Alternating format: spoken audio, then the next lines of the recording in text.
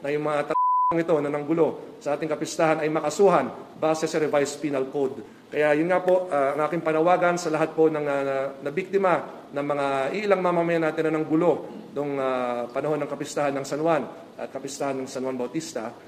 Iniimbitahan ko po kayong pumunta sa aking opisina. Tutulungan namin kayo sa pamamagitan naming City Legal Officer upang makapag-file kayo ng kaso dito po sa aming San Juan Prosecutor's Office. At sisiguraduhin natin na hanggat umabot yan sa ating mga korte ay kayo ay makapagkamit ng hustisya sapagkat hindi po dapat yan nangyari sa kapistahan ng San Juan.